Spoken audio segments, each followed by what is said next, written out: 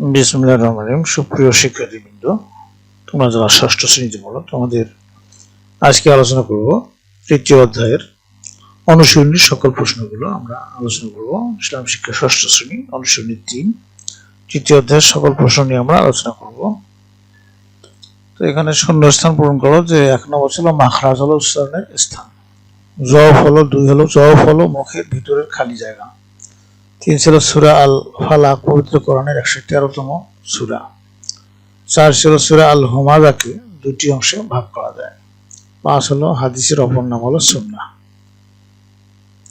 এরপরে ছিল বাম পাশ থেকে শব্দ বা বাক্যাংশ নিয়ে ডান পাশের সাথে মিল করো। তার এখানে 1 নম্বর হবে পবিত্র কোরআনের প্রতিটি হরফে 10টি নেকি পাওয়া যায়, এই 10টি নেকি। 2 হলো তাজবিদ অনুযায়ী কোরআন পড়া আল্লাহ তাআলার নির্দেশ, এটা হবে। 3 নম্বর হবে সূরা আল ফাতিহাকে ফাতিহাতুল কিতাব বলা হয়, ফাতিহাতুল কিতাব। 4 হবে মিথ্যাবাদীকে কেউ সাহায্য সহযোগিতা করে না। 5 হলো অবিশ্বাস ও সন্দেহের কারণে সমাজে অশান্তির সৃষ্টি হয়। এরপরে সংক্ষিপ্ত প্রশ্নোত্তর। আল কোরআনের সংক্ষিপ্ত পরিচয় দাও। উত্তর হলো আল কোরআনের সংক্ষিপ্ত পরিচয়। আল কোরআন হলো মুসলমানদের প্রধান ধর্মগ্রন্থ। এটি আল্লাহর বাণী, যা ফেরেশতা জিবরাইল আলাইহিস সালামের মাধ্যমে নবী করিম সাল্লাল্লাহু আলাইহি সাল্লামের কাছে পাঠানো হয়েছে। কোরআন আরবি ভাষায় লেখা এবং এতে 114টি সূরা রয়েছে। 2 নম্বর প্রশ্ন ছিল মাখরাজ বলতে কি বোঝায়। উত্তর হলো মাখরাজ বলতে আরবি অক্ষরের সঠিক উচ্চারণের স্থানকে বোঝায়। 3 নম্বর প্রশ্ন ছিল হাদিসের সংক্ষিপ্ত পরিচয় দাও। উত্তর হচ্ছে হাদিস হলো নবী মুহাম্মদ সাল্লাল্লাহু আলাইহি ওয়াসাল্লামের কথা, কাজ ও অনুমোদনের বর্ণনা। হাদিসগুলি মুসলমানদের জন্য অত্যন্ত গুরুত্বপূর্ণ, কারণ এগুলি কোরআনের শিক্ষার ব্যাখ্যা করে এবং ইসলামী জীবনযাত্রার নির্দেশনা দেয়। এরপরে ছিল বর্ণনামূলক প্রশ্ন। বিশুদ্ধ কোরআন পাঠে তাজবিদের ভূমিকা বর্ণনা করো। উত্তর হলো তাজবিদ হলো কোরআন তেলাওয়াতের নিয়ম ও পদ্ধতি। তাজবিদ সহকারে কোরআন পাঠ করা অত্যন্ত গুরুত্বপূর্ণ, কারণ এটি কোরআনের সঠিক উচ্চারণ এবং অর্থের প্রতি মনোযোগ বাড়াতে সাহায্য করে। তাজবিদ কোরআন তেলাওয়াতের সৌন্দর্য বৃদ্ধি করে এবং আল্লাহর সন্তুষ্টি লাভের উপায়। 3 নম্বর প্রশ্ন ছিল হাদিসের আলোকে নৈতিক ও মানবিক মূল্যবোধের পরিচয় দাও। উত্তর হচ্ছে হাদিসের নৈতিক ও মানবিক মূল্যবোধের অনেক উদাহরণ রয়েছে। মহানবী সাল্লাল্লাহু আলাইহি ওয়াসাল্লাম সর্বদা সত্য কথা বলতে, ন্যায় বিচার করতে, দরিদ্রের সাহায্য করতে এবং অন্যের প্রতি সহানুভূতিশীল হতে উৎসাহিত করেছেন। হাদিসগুলো আমাদের শেখায় যে কিভাবে একজন ভালো মানুষ হওয়া যায় এবং সমাজের উন্নতিতে অবদান রাখা যায়। এরপরে বহু নির্বাচনী প্রশ্ন ছিল যে 1 নম্বর মহানবী সাল্লাল্লাহু আলাইহি ওয়াসাল্লাম কত বছর বয়সে নবুয়ত প্রাপ্ত হন। ক ছিল 25, খ ছিল 30, গ 40, ঘ ছিল 50। উত্তর হলো সঠিক উত্তরটি হলো 40 বছর। 2 নম্বর প্রশ্ন ছিল আল্লাহ তাআলা সর্বমোট কতটি আসমানী কিতাব নাযিল করেছেন। ক ছিল 4, খ হলো 29, গ ছিল 100, ঘ হলো 104। সঠিক উত্তরটি হলো 104টি, 104 খানা। 3 নম্বর হলো নিম্নের কোন সূরাটি আল কোরআনের সর্বশেষ সূরা। সূরা আল ফালাক, সূরা আন নাস, সূরা আল হুমাযা, সূরা আল ইয়াসিন। সঠিক উত্তর হলো খ সূরা আন নাস।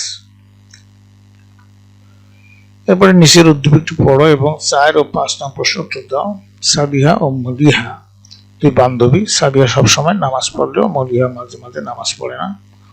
তখন সাবিহা মলিকে বুঝিয়ে বলে যে শয়তান সবসময় আমাদের পিছু লেগে থাকে, আমাদেরকে ভুল পথে পরিচালিত করার চেষ্টা করে, দিন থেকে দূরে সরিয়ে রাখে। এইসব থেকে রক্ষা পাওয়ার জন্য সবসময় আল্লাহর সাহায্য চাইতে হবে এবং আল্লাহর হুকুম আহকাম মেনে চলতে হবে। তো এখানে 4 নম্বর প্রশ্ন, সাবিহা ও মলিহাকে যে কথাগুলো বলেছে তার নিম্নে কোন সূরা অবতীর্ণ হয়েছে। সূরা আল ফাতিহা, সূরা আল ইখলাস, সূরা আল ফালাক, সূরা আন নাস। উত্তর হবে এই ঘ সূরা আন নাস। 5 নম্বর ছিল উদ্দীপকে উল্লেখিত সূরাটির সারমর্ম বা মর্মকথা হলো কি। যে 1 ছিল মানুষের জন্য আল্লাহর ইবাদত না করে শয়তান যে কুমন্ত্রণা দেয়, তাওহীদ, রিসালাত, আখিরাতের প্রতি বিশ্বাস স্থাপন করা, শয়তানের কুমন্ত্রণা থেকে বাঁচার জন্য আল্লাহর নিকট আশ্রয় প্রার্থনা করা। এখানে হলো 1 এবং 3, এটা হলো সঠিক উত্তর। ক ছিল 1 এবং 2, 1 এবং 3, 2 এবং 3 এবং 1, 2 ও 3। সঠিক উত্তরটি হলো এই খ 1 এবং 3। এরপরে ছিল সৃজনশীল প্রশ্ন যে আব্দুর রহিম সুললিত কণ্ঠের অধিকারী হলেও তাড়াতাড়ি কোরআন তেলাওয়াত করেন, ফলে মাঝে মাঝে কিছু ভুল হয়ে যায়। অপরপক্ষে তার সহপাঠী আব্দুল করিমের কণ্ঠস্বর সুমধুর নয়, কিন্তু তিনি ধীরে ধীরে ও সুস্পষ্টভাবে কোরআন তেলাওয়াত করার আপ্রাণ চেষ্টা করেন। তো এখানে ক ছিল আল কোরআনের অবতীর্ণ পূর্ণাঙ্গ প্রথম সূরা কোনটি? উত্তর হচ্ছে যে আল কোরআনের অবতীর্ণ পূর্ণাঙ্গ প্রথম সূরা হলো সূরা আল ফাতিহা। এরপরে খ নম্বর প্রশ্ন ছিল, হে আমার প্রতিপালক আমাকে জ্ঞানে সমৃদ্ধ করো, আয়াতটি ব্যাখ্যা করো। উত্তর হচ্ছে আল্লাহর বাণী, হে আমার প্রতিপালক আমাকে জ্ঞানে সমৃদ্ধ করো। এটি কোরআনের সূরা তোহার 114 নম্বর আয়াত। এখানে জ্ঞান বৃদ্ধির জন্য আল্লাহর দরবারে মোনাজাত করার কথা বলা হয়েছে। জ্ঞান অর্জন করা প্রত্যেক মুসলমানের জন্য ফরজ, কেননা শিক্ষা ও জ্ঞানের মাধ্যমে আমরা আল্লাহ তাআলাকে চিনতে পারি, তার বিধান জানতে পারি। সুতরাং আমরা ভালো করে লেখাপড়া শিখবো, জ্ঞান অর্জনে কোনরূপ অবহেলা করবো না, তার সাথে সাথে আমাদের জ্ঞান বৃদ্ধির জন্য আল্লাহর নিকট মোনাজাত করবো, কেননা মহান আল্লাহ হলো সবকিছুর মালিক। গ নম্বর প্রশ্ন ছিল আব্দুর রহিমের কোরআন তেলাওয়াত শরীয়তের কোন বিধানটি পালন হয়নি, ব্যাখ্যা করো। উত্তর হচ্ছে উদ্দীপকের আব্দুর রহিম কোরআন তেলাওয়াতের শরীয়তের তাজবিদ সহকারে কোরআন পড়ার বিধানটি পালন হয়নি, কারণ তাজবিদ সহ কোরআন তেলাওয়াত করা আল্লাহর নির্দেশ, তাই এটি ওয়াজিব।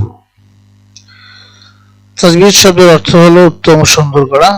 আল কোরআনের তেলাওয়াত সমূহকে উত্তম ভাবে ও সুন্দর ও শুদ্ধ করে পড়াকে তাজবিদ বলা হয়। অর্থাৎ আল কোরআনের প্রতিটি হরফকে মাখরাজ ও সিফাত অনুসারে বিশুদ্ধভাবে তেলাওয়াত করাকে তাজবিদ বলে। আব্দুর রহিমের কোরআন তেলাওয়াত ছিল সুমধুর, কিন্তু তা ছিল অশুদ্ধ, যা আল্লাহর বিধানের পরিপন্থী। কেননা তাজবিদ অনুযায়ী কোরআন পড়া আল্লাহ পাকের নির্দেশ, আর শুদ্ধরূপে কোরআন শিক্ষার মাহাত্ম্য অনেক। রাসূল সাল্লাল্লাহু আলাইহি ওয়াসাল্লাম বলেছেন, তোমাদের মধ্যে যে ব্যক্তি উত্তম সেই ব্যক্তি তোমাদের মধ্যে যে ব্যক্তি উত্তম, যে নিজে কোরআন শিক্ষা করে এবং অপরকে শিক্ষা দেয়। তোমাদের মধ্যে সেই ব্যক্তি উত্তম হবে, এখানে সেই ব্যক্তি উত্তম যে নিজে কোরআন শিক্ষা করে এবং অপরকে তা শিক্ষা দেয়। এখানে সেই লিখি, এখানে একটু মিস্টেক হয়ে গেছে। সুতরাং আমরা তাজবিদ সহকারে নিয়মিত কোরআন তেলাওয়াত করব। ঘ নম্বর ছিল আব্দুল করিমের কোরআন তেলাওয়াত পদ্ধতিটি পাঠ্য বইয়ের আলোকে বিশ্লেষণ করা। উত্তর হলো প্রদত্ত উদ্দীপকের আব্দুল করিমের কোরআন তেলাওয়াতের পদ্ধতি ছিল আল্লাহর নির্দেশের যথাযথ অনুসরণ। উদ্দীপক আব্দুল করিমের কণ্ঠস্বর সমুদ্র নয়, কিন্তু তিনি ধীরে ধীরে এবং স্পষ্টভাবে কোরআন তেলাওয়াত করার আপ্রাণ চেষ্টা করেছেন বা করতেন, কেননা তাজবিদ অনুযায়ী কোরআন পড়া ওয়াজিব, আর না পড়লে গুনাহ হয়। এতে অনেক সময় কোরআনের অর্থ পরিবর্তন হয়ে যায়। যেমন সূরা আল ইখলাসে যে কুল হুয়াল্লাহু আহাদ, না কুল বড় ক বলুন, হে নবী আপনি বলুন যে তিনি আল্লাহ এক এবং অদ্বিতীয়। আর যদি এখানে বড় কাপ দিয়ে শব্দের অর্থ বলুন, আর যদি আমরা এই কাপকে ভুল মাখরাজ দিয়ে উচ্চারণ করা হয় তাহলে অর্থ বিকৃত হয়। যেমন কুল শব্দ দ্বারা যদি পড়া হয় তাহলে কুল শব্দের অর্থ হবে খাও বা ভক্ষণ করো, ফলে আল কোরআনের অর্থের বিকৃতি ঘটে, যা কোনোভাবেই জায়েজ নয়। প্রিয় শিক্ষার্থীবৃন্দ, আশা করি তোমরা এটা বুঝতে পেরেছো। 2 নম্বর প্রশ্ন ছিল সাদিয়া নাদিয়া একই অফিসে চাকরি করেন, তাদের ঊর্ধ্বতন কর্মকর্তা উভয়কে 6 মাসের একটি কাজের তালিকা দেন। তারা উভয় উক্ত কাজ যথাসময়ে সমাপ্ত করার প্রতিজ্ঞা করেন। সাদিয়া নির্ধারিত সময়ে কাজ শেষ করলে কর্তৃপক্ষ খুশি হয়ে তাকে পদোন্নতি প্রদান করেন, কিন্তু নাদিয়া যথাসময়ে কাজ শেষ করতে না পারে তিরস্কারের শিকার হন। ফলে নাদিয়া সাদিয়াকে হিংসা করতে শুরু করলো। তখন সাদিয়া বলেন, পরহিংসা নরকবাস, যুগে যুগে সর্বনাশ। এখানে ক হাদিস শব্দের অর্থ কি?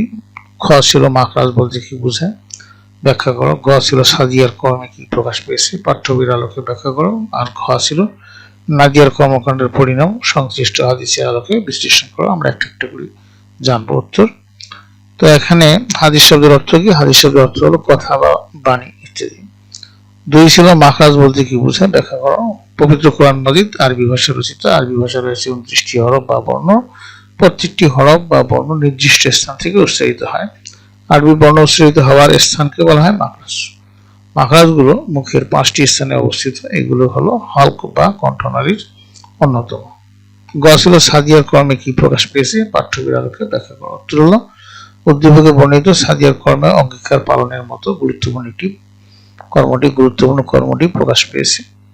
অঙ্গীকার পালন করা নীতি নৈতিকতার অন্যতম গুরুত্বপূর্ণ অংশ। আমরা নানা সময় নানা রূপ ওয়াদা বা অঙ্গীকার করে থাকি। এসব অঙ্গীকার প্রতিশ্রুতি রক্ষা করা অত্যন্ত জরুরি, কেননা ওয়াদা বা প্রতিশ্রুতি রক্ষা না করলে মানুষের মধ্যে অবিশ্বাস সৃষ্টি হয়, পরস্পর মারামারি অশান্তির জন্ম হয়। সুতরাং সামাজিক শান্তির জন্য অঙ্গীকার রক্ষা করা আবশ্যক। ইসলামে অঙ্গীকার রক্ষা করার খুবই গুরুত্ব আরোপ করা হয়েছে। এই প্রসঙ্গে মহানবী সাল্লাল্লাহু আলাইহি ওয়াসাল্লাম প্রসঙ্গে একটি হাদিস এসেছে, যে ব্যক্তি অঙ্গীকার পালন করে না তার কোনো দিন নেই, অর্থাৎ সে প্রকৃত দিনদার নয়। মহানবী সাল্লাল্লাহু আলাইহি ওয়াসাল্লাম নিজে সর্বদা অঙ্গীকার রক্ষা করে চলতেন। যে ব্যক্তি পরিপূর্ণ ঈমানদার সে সবসময় প্রতিশ্রুতি রক্ষা করে চলবে, সে কখনো অঙ্গীকার ভঙ্গ করবে না। অতএব আমরা কখনো অঙ্গীকার ভঙ্গ করব না। এরপরে ঘ ছিল নাদিয়ার কর্মকাণ্ডের পরিণাম সংশ্লিষ্ট হাদিসের আলোকে বিশ্লেষণ করো। উত্তর হলো উদ্দীপকে বর্ণিত নাদিয়ার কর্মকাণ্ডের পরিণাম অত্যন্ত ভয়াবহ। উদ্দীপকের নাদিয়ার ঊর্ধ্বতন কর্তৃপক্ষের কাজ সময় মতো দিতে পারেনি, এতে সে সহকর্মীর পিছনে পড়ে যায়। ফলে নাদিয়ার সহকর্মী সাদিয়াকে হিংসা করতে শুরু করে, যা ইসলামের সম্পূর্ণ নিষিদ্ধ। মহানবী সাল্লাল্লাহু আলাইহি ওয়াসাল্লাম বলেছেন, পরস্পর সদিচ্ছা শুভকামনাই হলো দিন। হিংসা বিদ্বেষের মারাত্মক পরিণতি সম্পর্কে সাবধান করে। মহানবী সাল্লাল্লাহু আলাইহি ওয়াসাল্লাম বলেন, তো হিংসা থেকে বিরত থাকবে, কেননা আগুন যেমন কাঠকে পুড়িয়ে দেয়, হিংসা তেমনি আমল সমূহকে ধ্বংস করে দেয়। অতএব আমরা সৎ গুণাবলীর অনুশীলন ও অসৎ গুণাবলী থেকে বেঁচে থাকার মাধ্যমে উত্তম চরিত্রবান হতে পারি। এগুলো আমাদের নৈতিক ও মানবিক মূল্যবোধ রক্ষারও সাহায্য করে। এভাবে হাদিসের শিক্ষা আমাদের নৈতিক ও মানবিক মূল্যবোধ সম্পন্ন মানুষ হিসেবে গড়ে তোলে। প্রিয় শিক্ষার্থীবৃন্দ, এই ছিল তোমাদের আজকের এই তৃতীয় অধ্যায়ের সমস্ত প্রশ্নের উত্তর। Thank you for watching this video. Next ক্লাসে আমরা পরবর্তী অধ্যায় নিয়ে আলোচনা করব। তোমার সাথেই থাকো ইনশাআল্লাহ। এই প্রশ্নগুলি যদি পড়ো পরীক্ষায় শতভাগ কমন পাবে ইনশাআল্লাহ। তোমাদের সার্বিক মঙ্গল ও সুস্বাস্থ্য কামনা করে আজকে এখানে বিদায় নিচ্ছি। খুদা হাফেজ।